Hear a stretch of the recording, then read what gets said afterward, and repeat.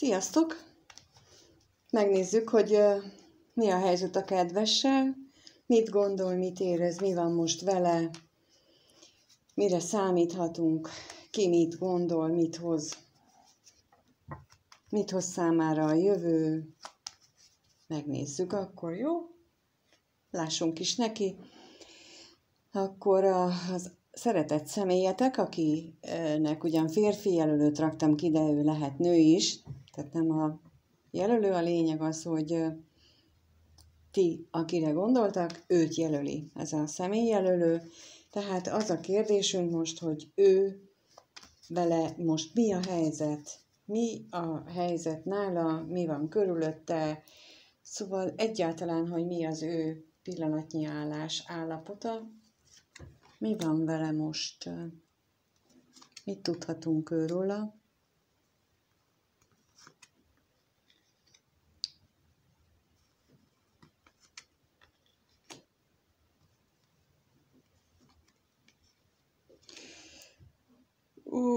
Ez a szegény ember.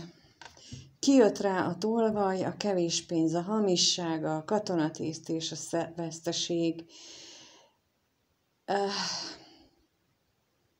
Szörnyű állapotban van, már szörnyű helyzetben van, mert valami, inkább úgy érzem, hogy szinte minden eltűnt az életéből, ami neki fontos volt, olyan, mintha úgy meglopták volna, bár az is lehetséges, hogy egyeseknél az lesz az igaz, hogy pontosan ez a hiány szűnt meg, bár lehet, hogy csak ezt hazudja magának, hogy most minden rendben van, hiszen középen a hamisság lapja jött ki, mert ugye kijött a tolvaj, a kevés pénz, a hamisság, a katonatiszt és a veszteség is, és tehát igazából szerintem az, hogy a középen van a hamisság, az azt jelenti, hogy ő az egész élete, minden, ami körülötte van, az minden csak látvány, de semmi tartalom nincs mögötte, minden csak kirakat, mutatjuk másnak, a katonatiszttel tényleg ezt a környezetemet elkábítom, elvakítom ezzel, ami van, és egyébként pedig mi van? Hát veszteség van. Semmi nem működik. Legalábbis ezek a lapok nekem most erről beszélnek. És akkor megnézzük, hogy miért van itt a tolvaj. Mit vitt el ez a tolvaj? Vagy mi ez? Miért van itt ez a tolvaj?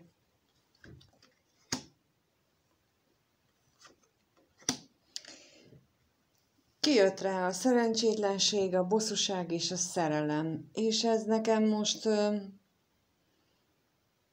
azt mondja, hogy tulajdonképpen a tolvaj az érzéseket vitte el az életéből, valami nem úgy sült el, tehát balul ütött ki, és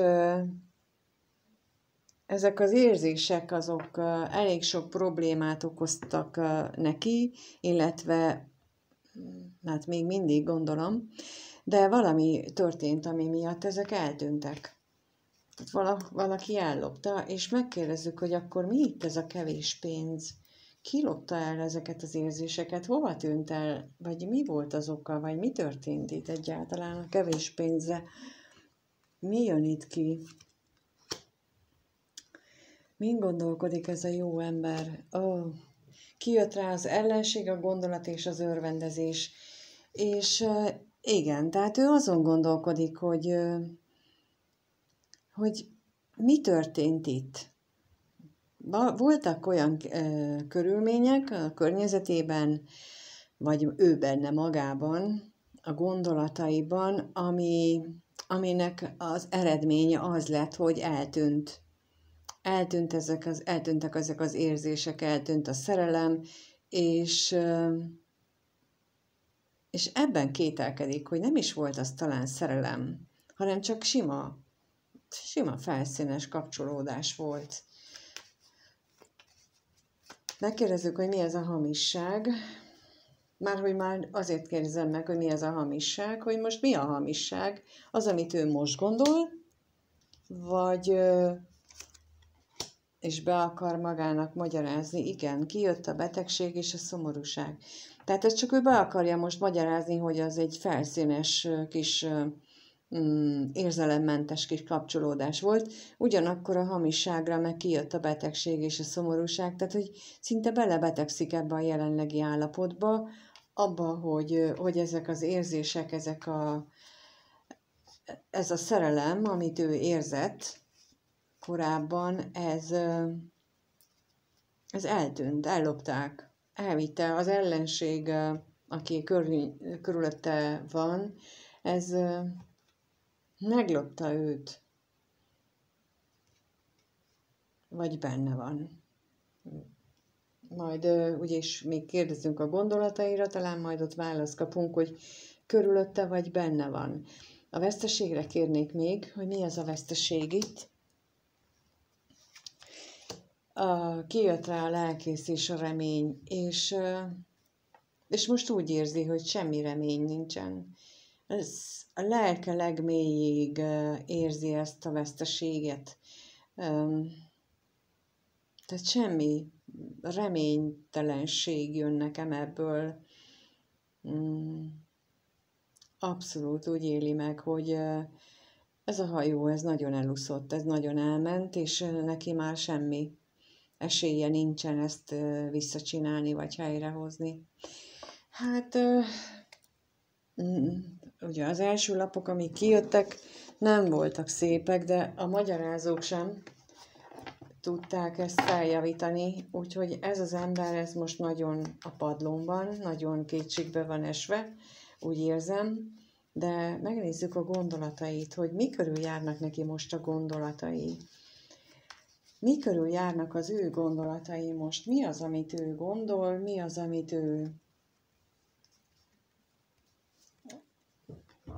ami őt foglalkoztatja? Mi foglalkoztatja őt most? Hova utazna?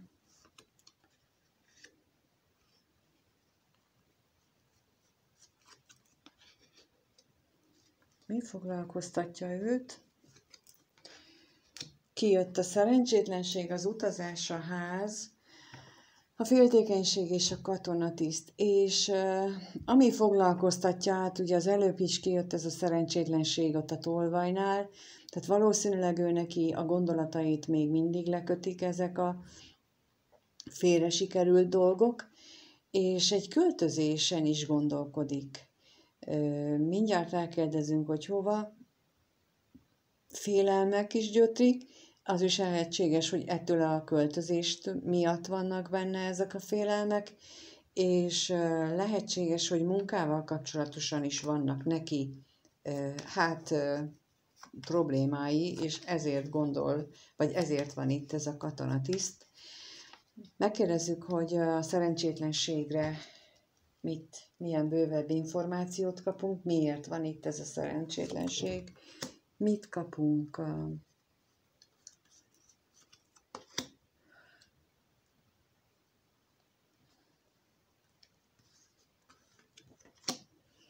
Kijött a szerencse, a szomorúság és a váratlan öröm, és én most ebből azt érzem, hogy történt itt valami, ami első ránézésre egy nagyon szerencsés fordulat volt, ami a szomorúságot azt így kicsit felváltotta, és aztán végül mégiscsak valahogy rosszá változott. Tehát ez csak első ránézésre volt valami jó dolog, de utána valami mégiscsak félre sikerült, és megkérdezem, hogy mit jelent itt ez az utazás. Ez az utazás, és még kérek rá.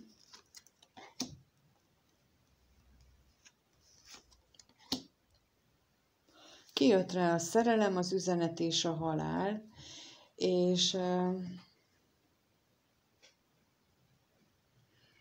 olyan, mint hogyha egy szeretetteljes érzésbe fordult volna át ez az egész rossz dolog, amit rossznak érez, viszont a kommunikáció az pedig teljesen átalakult, vagy megszűnt. Meg is kérdezem, hogy ez a halál itt mit jelent, hogy átalakult, vagy megszűnt a kommunikáció. Mit jelent a halál? Itt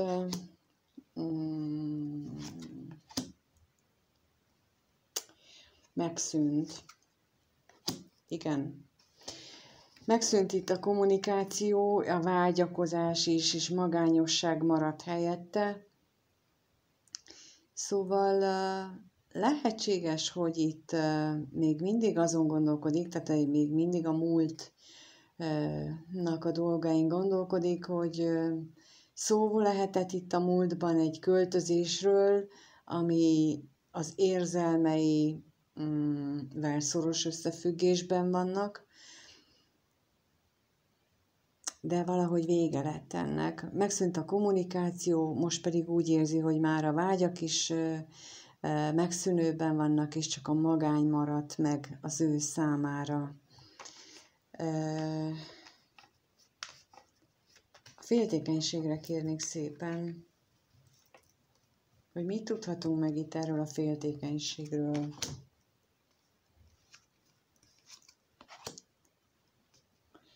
Kijött rá a betegség és az ajándék, és igazából ez félelmet jelent itt, nem is annyira féltékenységet. Olyan, mintha most én azt érzem, hogy ez a múltra vonatkozik itt megint, hogy amiatt fél, mint ami hogy itt az előbb is a halál, a bíró is, hogy ez így végérvényesen eltűnt. Megbedegedett ez az egész múltbeli történet, és ettől fél, hogy ez így már úgymond örökre így marad. És a katonatisztre kérek még. Mi ez a katonatiszt?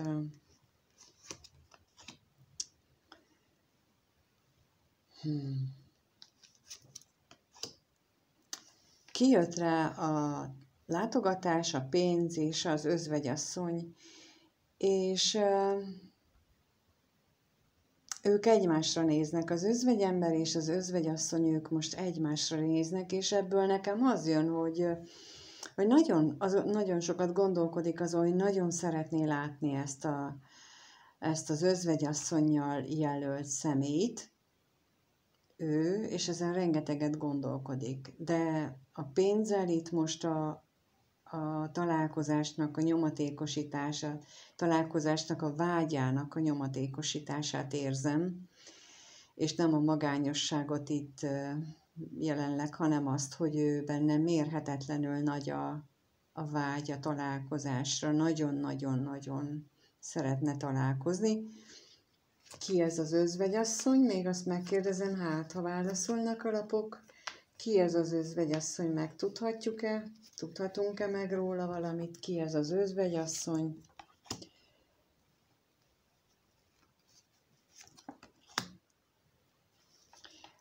A lelkész és a remény, az előbb ugye ugyanez jött ki, amikor rákérdeztem a helyzetre. Tehát az özvegyasszony egy olyan személy, akivel mély lelki kapcsolatot élt meg, és bár az előbb az jött ki, hogy reménye sincsen, hogy ezt fel lehessen újítani, de mégis azt kérdeztem, hogy ki ez az özvegyasszony, és akkor az a személy, akivel ő neki már reménye sincsen, hogy helyreálljanak a dolgok. Hát, megnézzük akkor, mit érez ez az ember most, mert hogy eléggé rossz helyzetben van, eléggé csúnya gondolatai vannak, vagy hát nem is csúnyák, inkább úgy mondanám, hogy szomorúak, végtelen szomorúak ezek a gondolatok, a fájdalomról, az elvesztésről beszélnek nekem, hogy ő elvesztett valakit, aki számára nagyon-nagyon-nagyon-nagyon fontos volt. De mit érez most ez az ember? Milyen érzései vannak úgy általában véve? Hogy érzi ő magát az életében általában véve? Mit érez ő? Mit érez ő?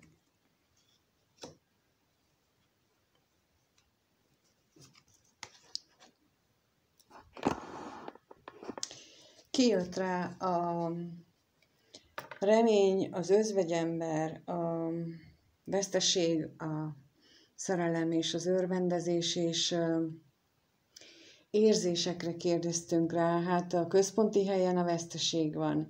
A szerelme, a szerelem érzésének elvesztése iránti, vagyis az van a központi helyen az érzéseiben, a magányosság, és reménykedik.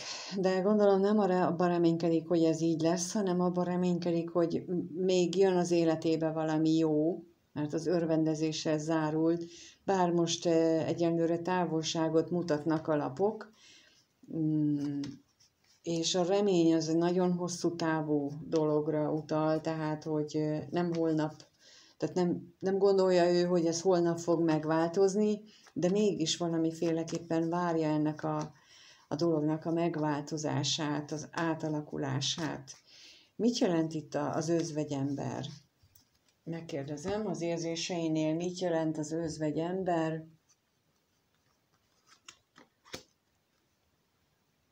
Mit jelent az özvegyember? Kijött rá ugye a váratlan öröm és a gondolat, és igen, tehát hogy azon gondolkodik, hogy hát csoda történik. Hát ezt nem tudom másképp mondani, mert teljesen ezt érzem, hogy ő a reményei azt még nem adta fel végképp, de ez a remény, ez nem egy közeli időszakra szóló reményt jelöl.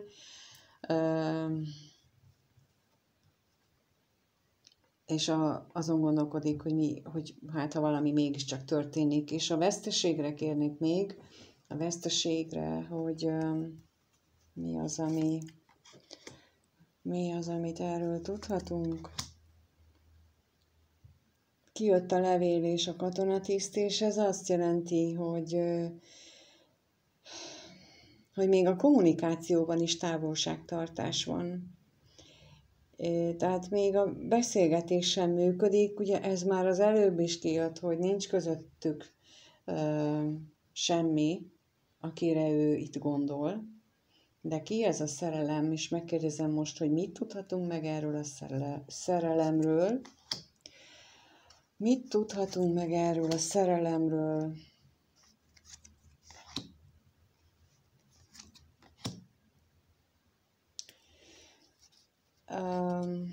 Kijött rá a halál, a vágy, a bosszúság és a pénz.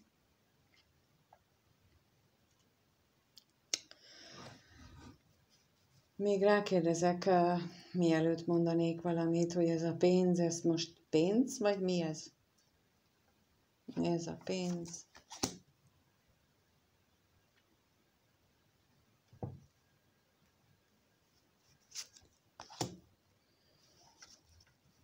Kijött a hűség és a szomorúság, és ez alapján nekem az jön, hogy ugye elvesztette a szerelmét, és itt a halál, a vágy, a bosszúság, a pénzre pedig az jön, hogy ő úgy érzi, hogy neki végleg fel kell adni a vágyait, végleg le kell mondani erről a szerelemről, akármilyen nagy bosszúsággal és akármilyen nagy teherrel is jár ez, ami őt nagyon nyomasztja, és tudja, hogy egész életében ez rányomja az életére a bélyegét, az, hogy ez a szerelem, ez már nincs az életében. Mi ez az örvendezés akkor? ha ilyen nagy benne a veszteségérzés, mi ez az örvendezés? Kijött rá az ellenség és az állandóság, és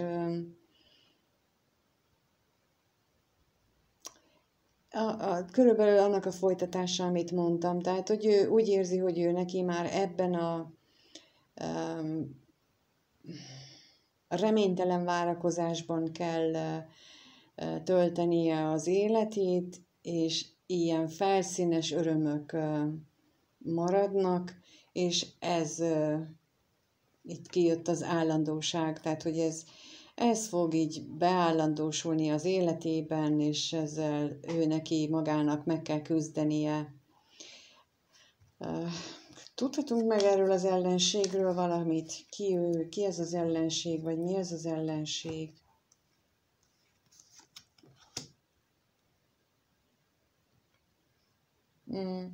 Igen, tehát, hogy az ő szerelmével kapcsolatos belső vívódásait jelenti. Itt a szerelmes nő jött ki rá.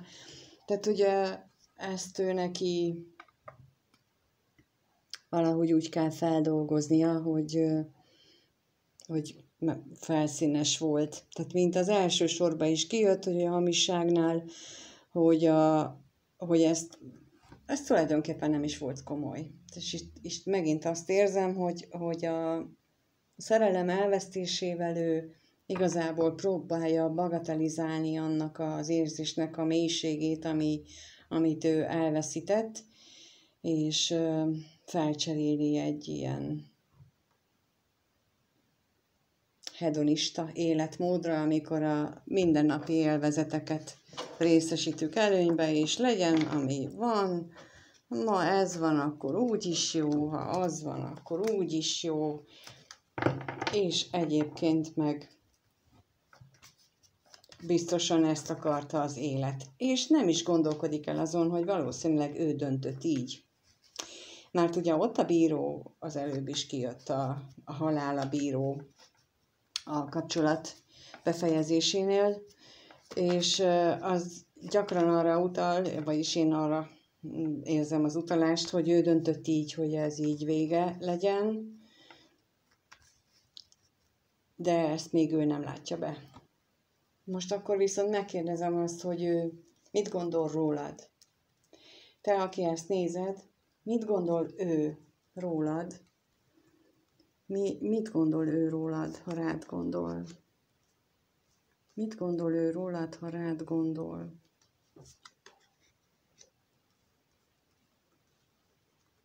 Mit gondol, ha rád gondol?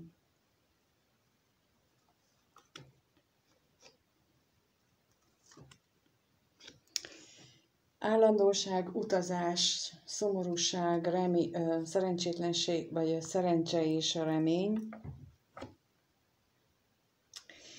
És állandóan rád gondol, viszont azt gondolja, hogy te nagyon szomorú vagy, amiért így alakultak a dolgok, bár te vagy neki a szerencse.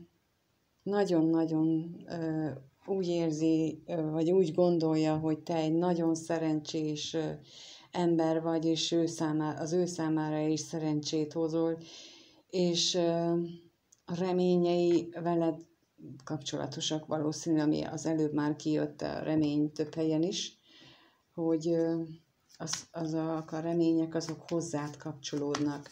De mit jelent itt ez az utazás? Megkérdezzük veled kapcsolatban, a gondolataiban ez az utazás. Mit gondol ő az utazással?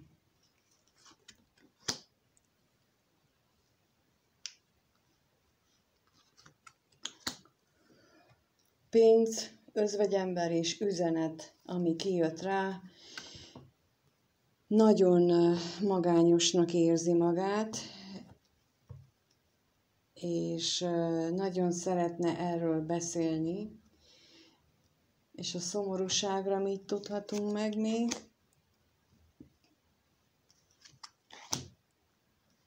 A szomorúsággal. Kevés pénz, bosszúság és ajándék, és Nem csak téged érez, vagy nem csak te rád gondol úgy, hogy te szomorú vagy, hanem ő maga is úgy érzi, ugye itt az özvegyemberrel, ami kijött, a végtelen hiányt, az ürességet éli meg, és bosszankodik amiatt, hogy ez egy értékes valami volt az ő számára, és hogy nem vagy. Hogy már nem vagy az életében, úgy érzem. És mit jelent itt a szerencse? A szerencse mit jelent?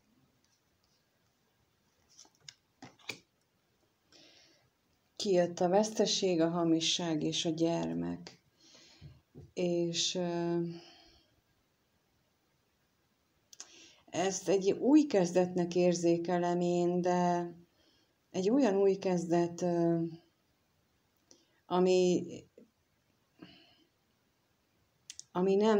nem hozott számára jó eredményt, illetve talán egyeseknél az is lehetséges, hogy azt mondja, hogy ez nem is volt egy ilyen pozitív új kezdet, vagy újdonság. Tehát lehet, hogy a ti találkozásotokra az előbb is már kijött, hogy elbagatelizálja, és most is érzem itt ezt, hogy ezt így lekicsinli. Egyes pillanataiban azt gondolja, hogy veled találkozni az maga volt a szerencse, vagy te maga vagy a szerencse, és másik pillanatban pedig pont az ellenkezőjét gondolja, hogy vesztére találkozott veled, és ez a lelki bizonytalanság, amit ugye az özvegyember is mutat, az, hogy nem tudja magában eldönteni, hogy most mit gondoljon. Ez az érzelmi éretlenségnek az egyik tünete, hogy nem tudok határozott választ adni arra, hogy én mit érzek. Tehát ha egyik pillanatban azt érzem, hogy fú, de jó volt, utána meg azt mondom, hogy nem is volt ez semmi sem, akkor ez még azt jelenti, hogy még érzelmileg nem felnőtt az ember, és akkor ezen még azért bőven kellene dolgoznia. És ezek nagyon sok esetben onnan erednek, hogy gyerekkorban úgy alakult az élet, hogy nem merte felvállalni az érzéseit, a gondolatait, és akkor ezért úgy szokta meg, úgy tanulta meg a dolgokat, hogy jobb az, hogyha nem nyilvánítok véleményt, mert akkor nem szólnak rám, jobb az, hogyha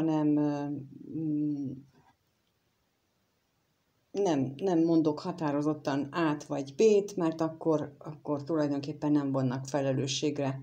Illetve ha átmondok, és holnap meg B-t, akkor azt mondom, hogy tegnap csak vicc volt. Tehát, hogy ilyen módon nyilvánul meg az érzelmi éretlenség, illetve a felelősség hiánya, illetve az, hogy még nem felnőtt valaki.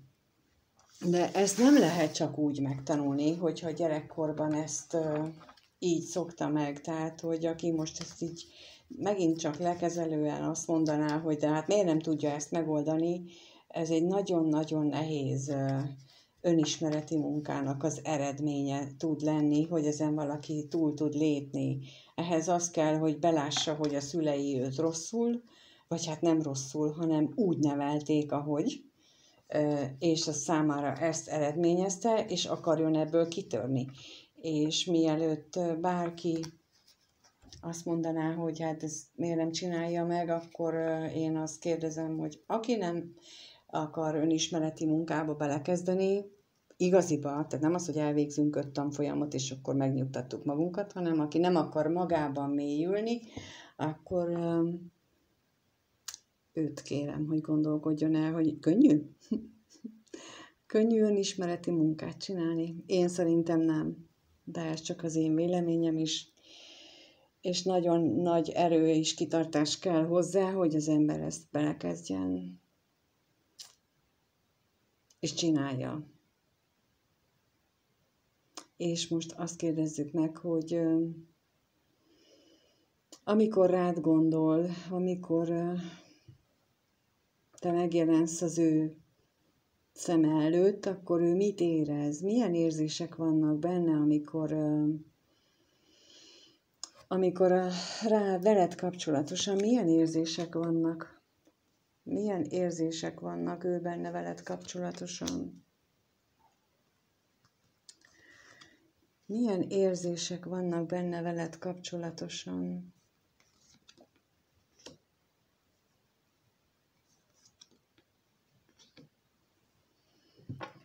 Gyönyörű érzés. Házasság, szerencse, ajándék, az ellenség és a ház. És azt gondolom, hogy ő úgy, amikor veled kapcsolatos érzéseit kérdezem, akkor ő úgy érzi, hogy veled egy nagyon szerencsés kapcsolata lehetne. Te lennél a minden a számára,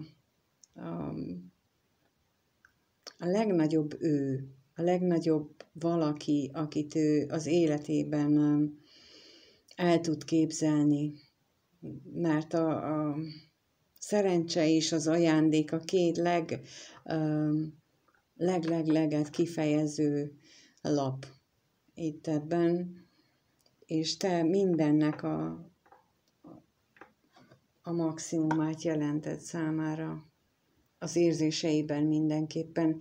És itt az ellenség és a házlapjával pedig azt jelenti, ugye már ez kijött az előbb is, hogy amikor kérdeztem, hogy kivel kapcsolatosan, hát a szív királynővel kapcsolatosan vannak benne ellenséges gondolatok, és a házlapjával azt jelenti, hogy van neki vagy az otthonában, vagy ő benne magában vannak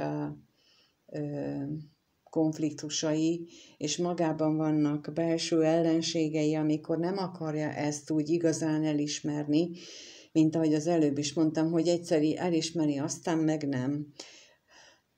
De az érzéseinél azt most így már érzi, hogy ez az igazság. Tehát az előbb a gondolatait kérdeztük, és a gondolataival időnként felülírja, érzéseiben időnként reklamál, hogy ezt ne akard már érezni, de azért érzi. Tehát nem kell most a tudattalattiát megkérdeznünk, mert ez már a felszínen van neki az érzéseknél. És megkérdezem, hogy mit jelent itt a szerencse. A szerencse mit jelent? A halál és a váratlan öröm. Tehát, hogy itt megint azt mutatja nekem, hogy ez így hirtelen véget ért köztetek ez a dolog, ez a kapcsolat, és olyan, mintha a szerencsét is így hirtelen elvágták volna az életében. És az ellenségre mit kapunk még plusz információt?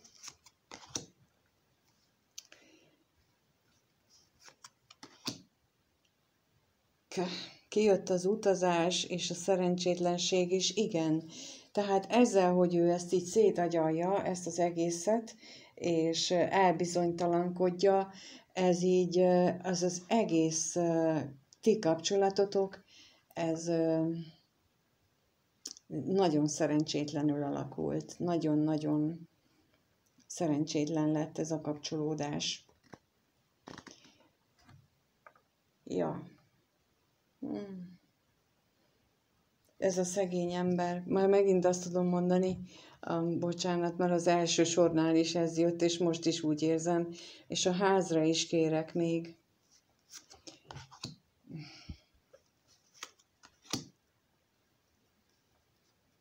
És kijött rá a szívkirálynő, az üzenet és a tolvaj, és ebből nekem az jön, hogy te jelented az ő életében az otthont. Ha az otthonra gondol, akkor te vagy neki az otthon. És vagy az üzenet és a tolvajjal az jön, hogy a köztetek levő kommunikáció sem működik, annak is vége, az is eltűnt, és ez az érzéseiben nagy hiányként van jelen, de mint az elején mondtam, te vagy a minden, a number one. Szóval minden. Jó.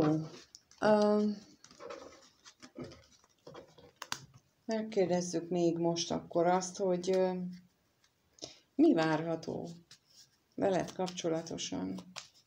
Várható-e valami veled kapcsolatosan az ő részéről a következő 1-2 hétben? Mi várható az ő részéről veled kapcsolatosan a következő 1-2 hétben? Mi várható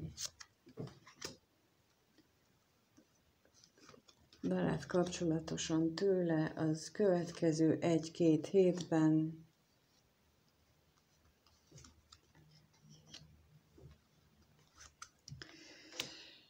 Kijött rá a hűség, a féltékenység, a szerelem, a bosszúság és az özvegyasszony. És azt gondolom, hogy semmi konkrét, már semmi cselekvési lépés nem várható, megmarad továbbra is ezek a félelmei, megmarad benne ez a mély szerelem, ez a mély kötődés, ami miatt folyamatosan szidja magát, hogy mi az, hogy még mindig itt tartok, hogy még mindig ezt a szerelmet érzem, már rég le kellene tenni róla, de még mindig itt tartok, és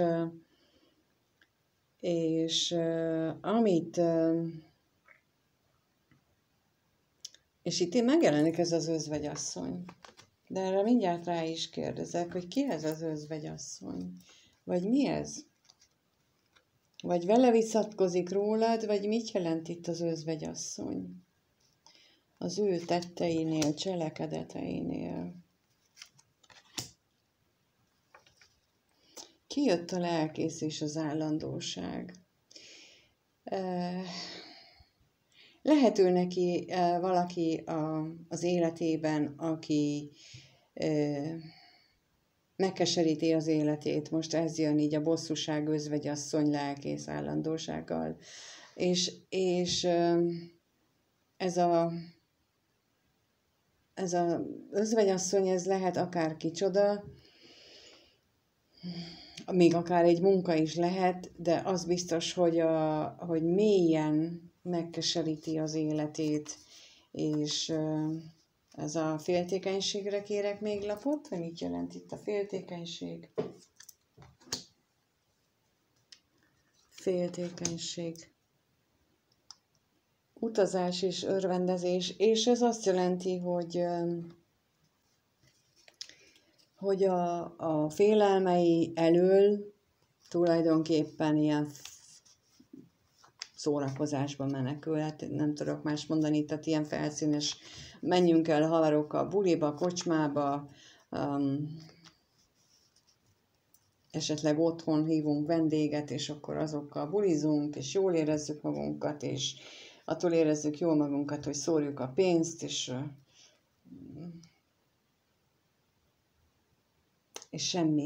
semmi több nincsen benne ebben a következő 1-2 hétben. De azért én köszönöm, hogyha itt voltál, megnézted, köszönöm, ha lájkolsz, feliratkozol, köszönöm, hogyha megosztod, megírod a véleményedet, megosztod a videót, és megosztod a véleményedet is, és minden jót kívánok mindenkinek, akinek ez a helyzet a szeretett személyével, annak sok erőt és kitartást kívánok, és minden jót. Sziasztok!